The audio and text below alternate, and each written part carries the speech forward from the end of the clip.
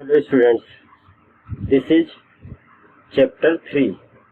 The name of this chapter is Working with Functions. 12th class का third chapter. हम लोग आज उसके वेरी शॉर्ट क्वेश्चंस डिस्कस करने जा रहे हैं। वेरी शॉर्ट क्वेश्चन में first question, a program having multiple functions is considered better designed than a program without any functions. Why? इसका आंसर हम लोगों को देना है। तो a program containing multiple function has this much benefits over program without functions. Reasons नीचे लिखे हुए, no need to writing code again and again, functions can called anywhere in program, it can be reusable.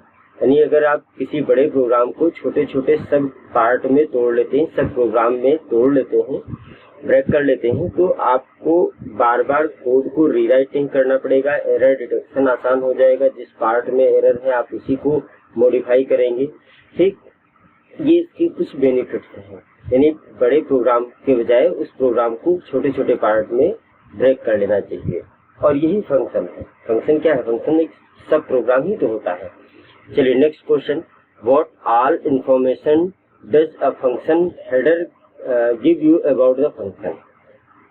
Question clear है? Function header में क्या कौन कौन सी information होती है? देखिए, function header is of this type. Def keyword use करते हैं, देन स्पेस के साथ फंक्शन नेम लिखते हैं, फिर और यानी पैरामीटर्स उसके अंदर होते हैं। पैरामीटर हो भी सकते हैं, नहीं भी हो सकते हैं। विदाउट नॉन पैरामीटराइज्ड भी हो सकता है और पैरामीटराइज्ड भी हो सकता है। Def tells that a function is being defined. Def क्या करता है? फंक्शन डेफ कीवर्ड ये बताता है कि फंक्शन वहां से स्टार्ट हुआ है, डिफाइन किया गया है। Function name tells the name of function. It is also useful when the function is called. Function name के थ्रू ही फंक्शन को कॉल किया जाता है। ठीक है। Parameters contains the values which can be feed into the functions. Parameters में क्या होती है? वैल्यूज होती हैं। ठीक, जो हम आगे और एज अ आर्गुमेंट पास करने वाले होते हैं। There is a colon at the end of the def line. Colon last में ये कोलन का साइन होता है।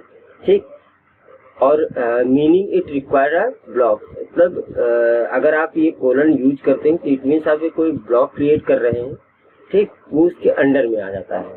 Next question number 3, what do you understand by flow of execution. Flow of execution means Python में कौन कौन सी line पहले read होगी और कौन कौन सी लाइन बाद में रीड होगी, नहीं उसका ऑर्डर क्या होगा ये। तो flow of execution tells which code will run after और बिफोर द करंट कोड।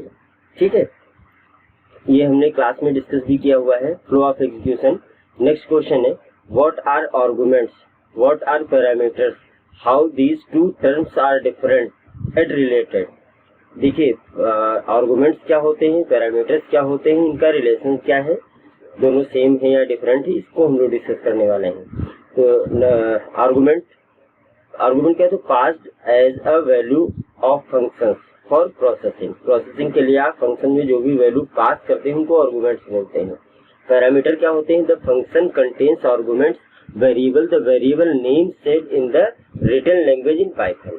ठीक, जो आप वेरिएबल डिक्लेयर करते हैं वैल्यू होल्ड करने के लिए, वैल्यू रिसीव करने के लिए, उनको पैरामीटर्स बोलते हैं। ये फंक्शन को डिफाइन करते समय पैरामीटर डिफाइन किए जाते हैं। एग्जाम्पल, जैसे सम नाम का एक फंक्शन बनाया गया है, डेफ लिखा है एक्स वाई जेड। ये एक्स वाई जेड क्या है? पैरामीटर।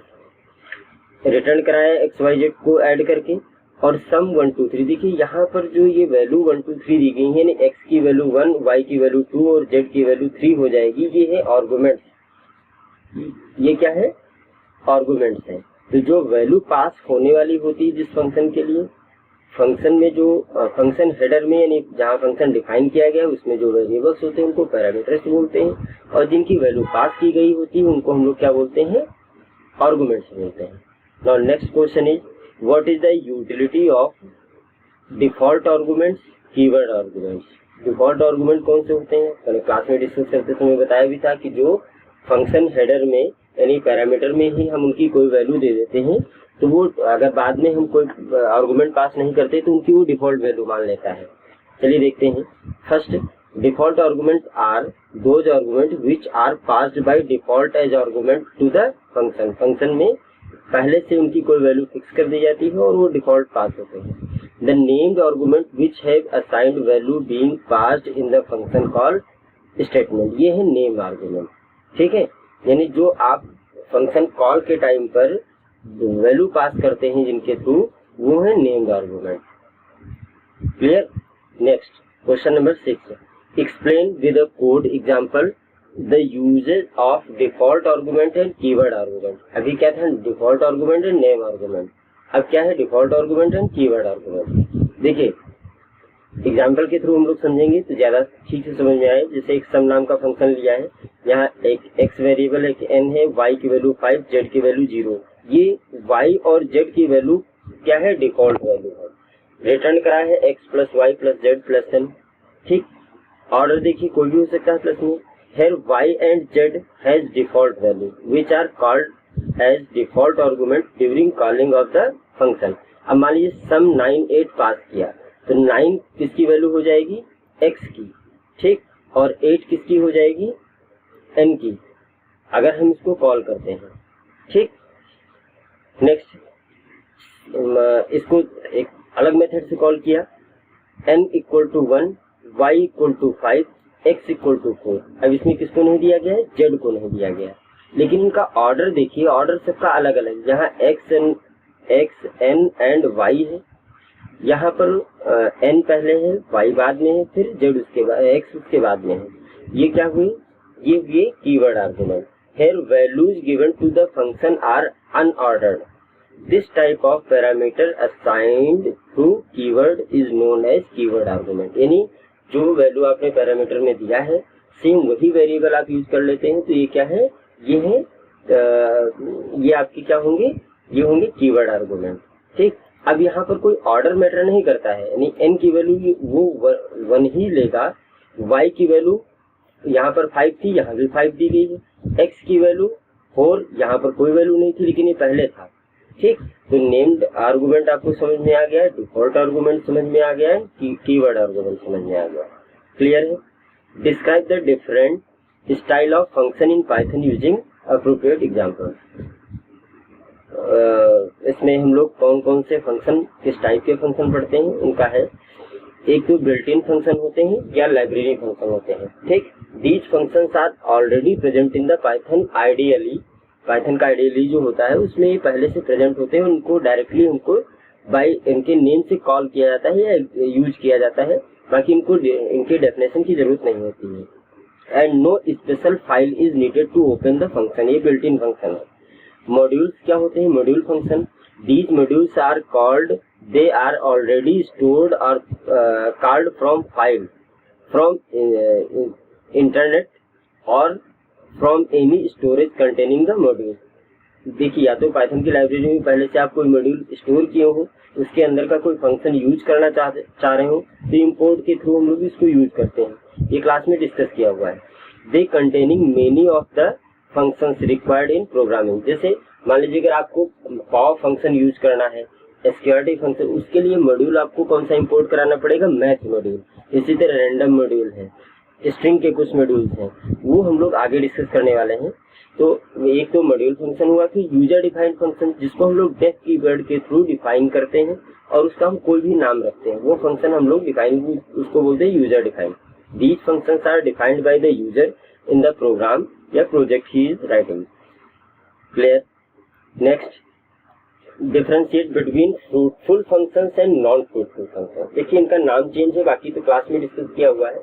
फ्रूटफुल फंक्शंस कौन से होते हैं, दीज फंक्शंस रिटर्न वैल्यू, जिसमें रिटर्न फंक्शन यूज किया जाता है वो कौन से होते हैं, वो होते हैं फ्रूटफुल फंक्शन। इनका एक दूसरा नाम भी है फ्रूटफुल फंक्शन, जिसमें ये होते हैं इनका एक सेकंड नेम भी होता है, वो सेकंड नेम आपको कमेंट में बताना है। ठीक है। नॉन फ्रूटफुल फंक्शन कौन से होते हैं, these functions does not return a value. जैसे सम फंक्शन है, इसमें कोई रिटर्न यूज नहीं किया गया है। ठीक, जहां रिटर्न स्टेटमेंट यूज होगा वो फ्रूटफुल फंक्शन होंगे। नॉन फ्रूटफुल फंक्शन कौन से होंगे, जिसमें रिटर्न स्टेटमेंट यूज नहीं किया होगा, यानी नथिंग इज रिटर्न। और यहाँ पर रिटर्न फंक्शन कोई भी वैल्यू रिटर्न कर रहा है। ठीक, इनको हम लोग जो रिटर्न यूज होते हैं इनको हम लोग नॉन वाइड फंक्शन बोलते हैं, और जिसमें रिटर्न यूज नहीं होता है ये non wide function wide function होते हैं। ठीक, यही इसका सेकंड नेम भी। चलिए next question number, can a function return multiple values? Function क्या मल्टीपल वैल्यू रिटर्न कर सकता है? If yes then how? Function multiple value return कर सकता है, ये भी क्वेश्चन डिस्कस किया हुआ है।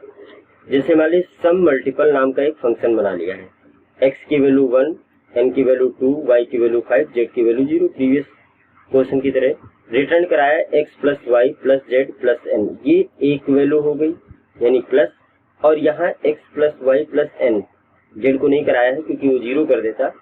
तो ये दो फंक्शन में देखिए दो वैल्यू एक साथ रिटर्न हो रहा है। अगर मैं प्रिंट करता हूँ as it is print sum multiply, function को मैंने कॉल किया, कोई आर्गुमेंट इसमें पास नहीं हुए हैं, तो देखिए एक तो आपका सम निकल के आएगा और दूसरा मल्टीप्लाई निकल के आएगा।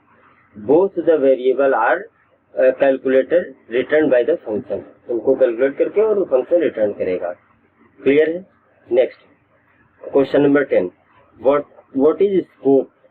स्कोप ऑफ वेरिएबल टॉपिक मैंने क्लास में पढ़ाया था।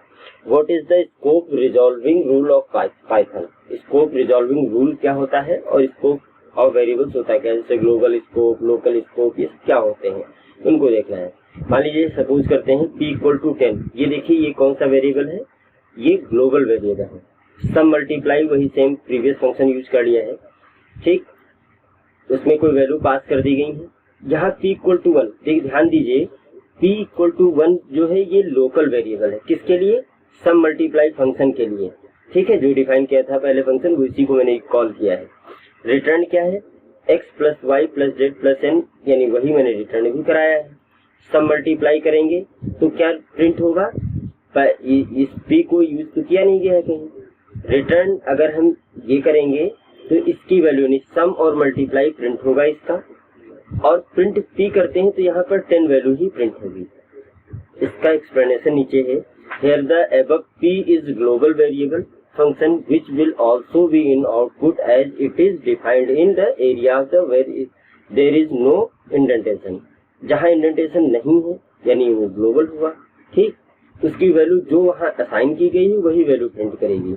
This area is called scope. यही एरिया क्या है? स्कोप है।